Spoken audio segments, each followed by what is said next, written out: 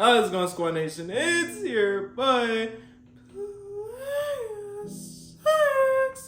and today we are back again with more Lookism. And today we are going to be talking about the Hostel arc, aka my favorite arc in all of Lookism. Now, before we get into it, I just want to point out that this is going to be two parts to this. Okay, I'm going to be talking about Hostel, how it was formed, how it was pretty much organized, and everything else. So we're going to get into some lore reveals and stuff like that, and then we're also going to get into about present fucking day. Part one's basically backstory.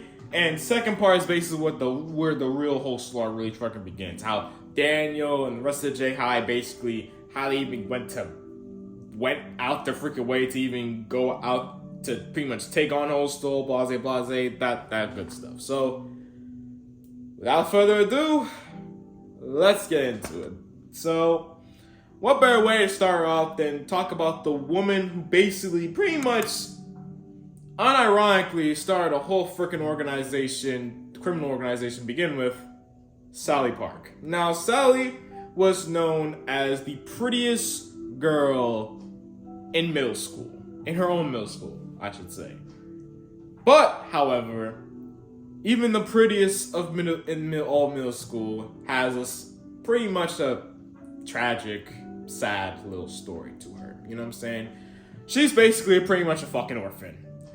Her family has been dead for a few years now at this point, and her only inheritance is a freaking mall.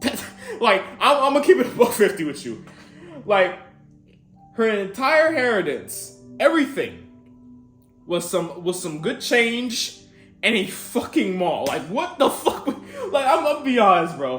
What in the good Lord's name could she have done with that? Like, bro, her whole fucking family left her an abandoned mall. I do not know what they even thought about with this shit. But okay, an abandoned mall that she lives in, pretty much takes care of, you know what I'm saying? She has her own little bathhouse in this freaking mall, little entertainment center, some food, some vending machines, you know what I'm saying? Whatever case may vary. I'm surprised them shits ain't even stale, but whatever case may vary, right? And for the most part, she's pretty much lived, pretty well off. Even though that obviously has crippling loneliness, you know what I'm saying? But it all changed when a certain angel appeared that actually had a freaking mouth on him. And that was good old Eli Jang. Now, we're going to get into Eli Jang's backstory for a little bit of it. But for the most part, Eli and Sally, when they first met, obviously got off on the wrong foot. My man was swearing like a freaking sailor. But they occasionally got a little close to each other. And pretty much, after a while, every now and then, Eli would always pretty much be posted up on her in the front of her freaking middle school, waiting for her to come out of class and stuff like that. Obviously, being a heartthrob that he is, even though that he has nothing but freaking rags on him, he somehow get every fucking female just wet for him, basically. And this is also where Eli also met Warren, Warren, by the way, was actually trying to shoot his shot at freaking Sally multiple goddamn times, and Sally was basically just rejecting his ass. And when Eli and Warren met, again, they got off on the wrong foot. Actually, Eli and Warren would actually face off a good few number of times. And it would be to a point where Warren will pretty much literally go out of his way and say that he will never fight Eli ever again, because fighting him was like fighting a goddamn wildebeest. But I digress. Anyways, after the whole little altercation, the two of them went out back to back. Warren, along with two other people, such as Max and Derek, would occasionally stay at Sally's place. And as it turns out, every last one of them was freaking orphans. Literally. They don't have any, I would guess you could say, good parents or any parent to speak of or anything like that, right? They were all basically just orphans at a young age, right? And Eli had the worst of it. Because for those of you guys that don't know the whole thing about Eli's backstory, Eli has had, this is by far he's the most tragic of all tragic backstories. He had two abusive fathers and two abusive mothers. His biological father, biological mother, stepfather, and stepmother. Both of them were abusive to him. Eventually, he decided to say, F off all this. I'm just basically gonna run away and just do things for himself. And for the most part, he was pretty much just on the streets, just doing everything to do to survive, whatever case may vary, right? And it was actually around this time when he was on the streets that he met with the Glizzy Gladiator, the Korean Fleece Johnson himself, okay? And the crazy thing is that the fact that Tom Lee didn't take advantage of this man Eli and on some EDP sheets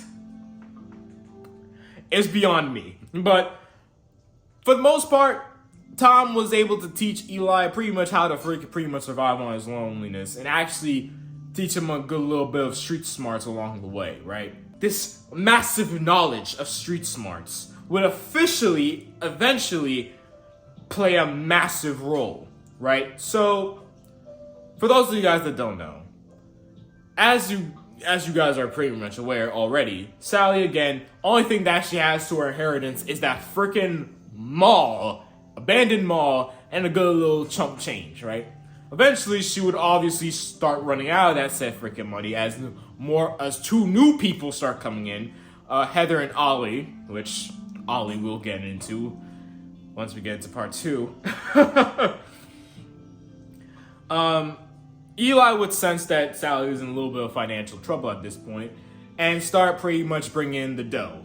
Bringing in the, some money, some good money, actually. Jesus Christ, like this man, obviously how he got this money, I mean, come on now. It doesn't take 2 seconds to realize, my man Eli, he survived off the streets. He knows how to fucking get some quick change, He broke into some freaking dude's car, break an entry into some person's fucking goddamn apartment, whatever. Eli gets the job done and tries to bring in the money, alright? He basically was the freaking breadwinner in all this. And Ollie, who saw that this man had that knowledge, that street smarts in him, obviously and clearly, my man Eli was just that dude. And Ollie favored the hell out of him. So, time passes, and Eli would run into one of the gang leaders of Gangdong, Darius Hong, bro.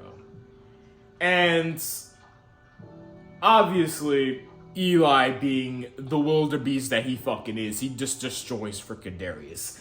And as for Warren and the rest of the whole posse, they was able to protect Hostel from getting under attack by Darius's gang, right? Time completely passes again, and Eli and, the rest of the Hostel gang is really trying to figure out how to make some good fucking money, And this is where the whole idea, the point organization thing is pretty much put into play. Keep in mind, Eli, is this type of freaking infrastructure that birthed the 4 major cruises, architect. For those that don't know, the whole 4 major cruise, how they was able to generate so much money is based off of Eli's idea, which basically a point organization is where the top is basically connected to the lower branches of of every infrastructure of small businesses and stuff like that. But the low people ain't connected to the top. Or at least don't have a direct link to them, right? And these small businesses, these fronts, if you will, are basically pretty much doing all the heavy lifting. They're the ones that is absolutely generating the massive amounts of freaking income. And keep in mind, during Hostel, they had like the runway again, like the runway kids and stuff like that. Kids that want like join Hostel and stuff like that. They could prove themselves by trying to like do all these other crazy ass criminal acts and all this other stuff like that. You know what I'm saying? And vice versa. And if anything could fucking ever happen to any of, like, say, for example, these small businesses, obviously, the top business, aka Hostel, would just cut the businesses off completely off if should a police intervention go in or whatever case may vary. And it's not like, you know what I'm saying, Hostel will ever get tracked, because they was able to like run all of these like situations and run this little point organization was using kids that was also runaways as well. That was creating their own runaway families. I know, it's weird, but Eli kind of had that influence on them, right? Because obviously Eli Jang is that nigga. He's Big Daddy, alright? Pause. But, anyways.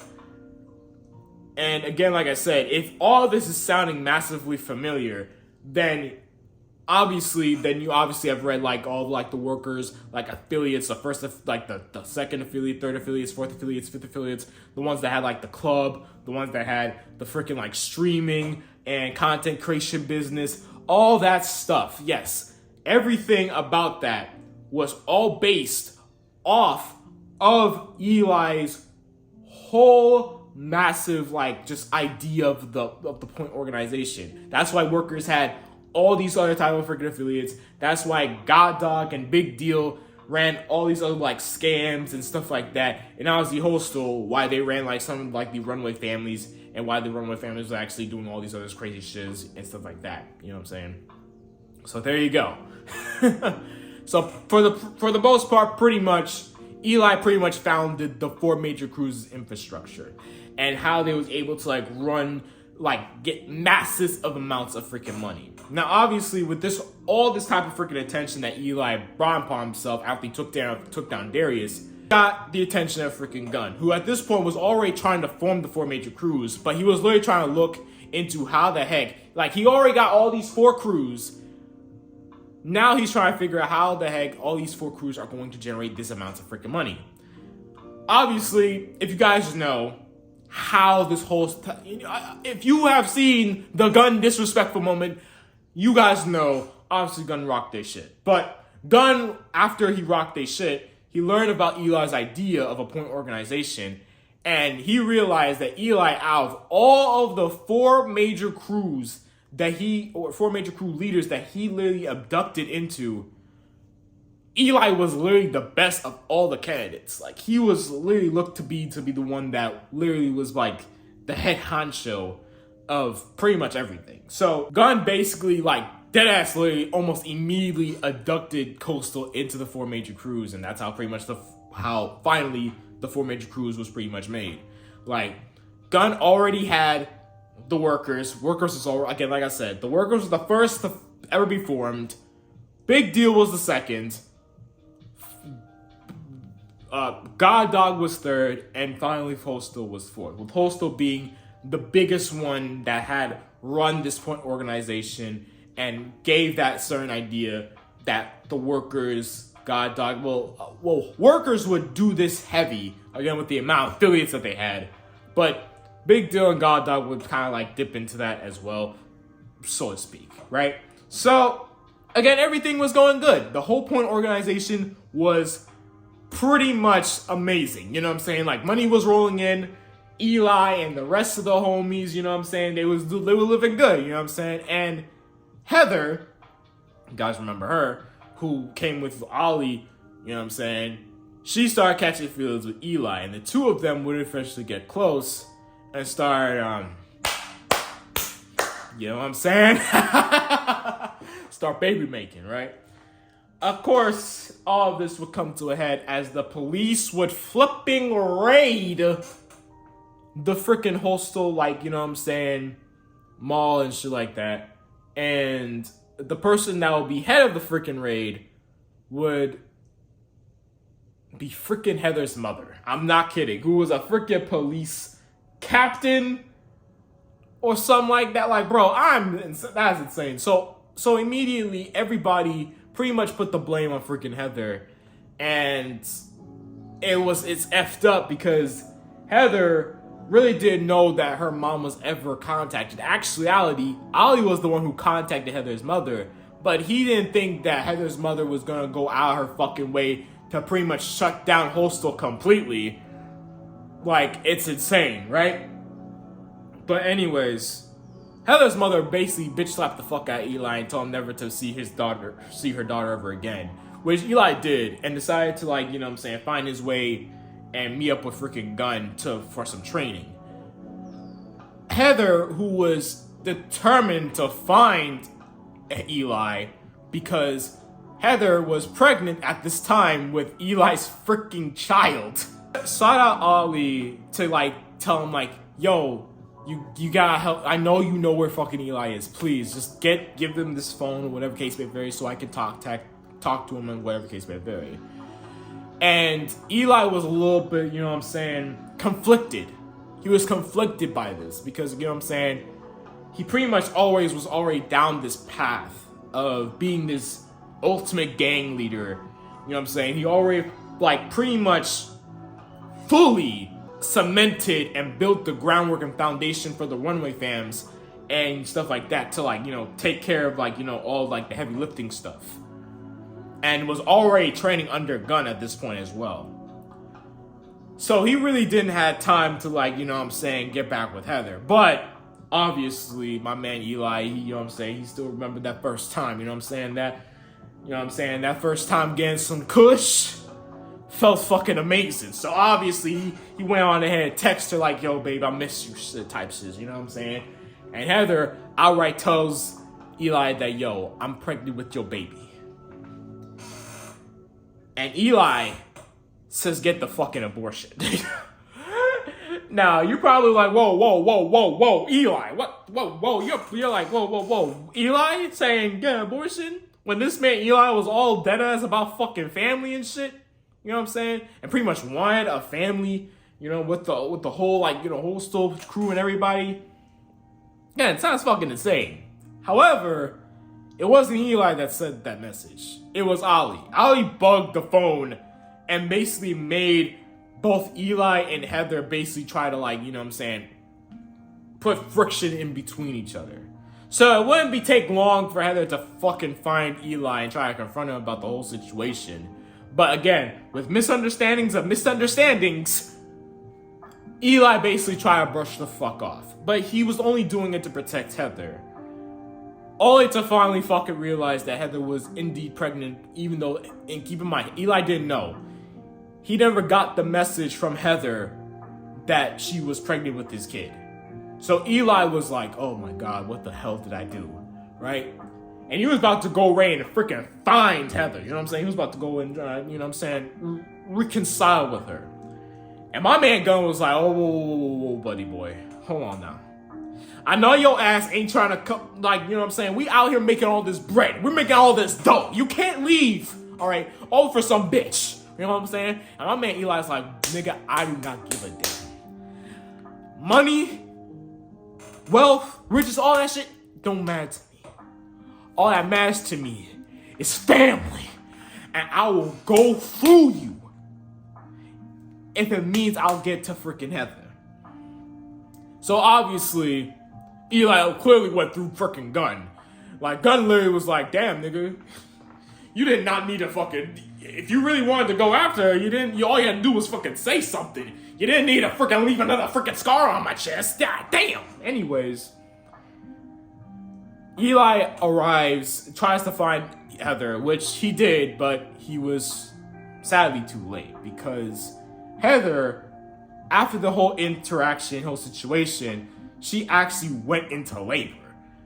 And what was even more crazy is that after the amount of stress that she had, like, trying to, like, with feeling like she was to blame for Hostel being taken down, and pretty much everyone like having a friction with each other and stuff like that. Plus the fact that Heather also had a freaking Eli's child, and believing that Eli did want the baby to begin with, she died in childbirth. And Eli took the mountain of blame on himself. And everyone believed him. They believed that Eli was the one who literally drove Heather to basically die from childbirth, going out of his way to say that in reality, it was Ali who said he either should get the freaking abortion. Anyways,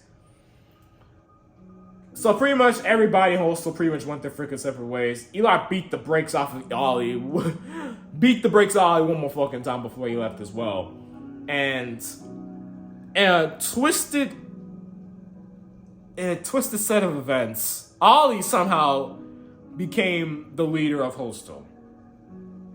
While the true Hostel was like, you know what I'm saying, pretty much was Warren and Sally. They were trying to like, you know, try to go legit and try to like do whatever they can to like, you know what I'm saying, help kids out the best way they could. Ali pretty much took up the ranks, pretty much took up what Eli left behind and try to like, you know, turn like the criminalized Hostel into something more than ever freaking before, with the whole point of organization and stuff like that, and vice freaking goddamn versa. So, yeah, that's freaking crazy. Also, another funny thing and crazy thing about this whole situation is that throughout the entire beatings that Ali got from both Eli and Gunn himself, Gunn most specifically, Ali somehow developed insane pain intolerance to the point where this man can't even feel no fucking pain. So, yeah, this man was insane. And to be fair, actually, because of Ali's obsession with Eli, he was drove to fucking damn near insanity and was trying to pretty much create multiple Elis, which, again, I'll get into that whole thing in part 2, but it's just sick. It's sick. But anyways, that's pretty much it. Hope you guys enjoyed part 1 of this Hostel arc. So, like this video, comment down below, share this video across social media if you can, and if you're new to my channel. This is Bless Like signing out. As always, thank you guys so much for watching. Peace!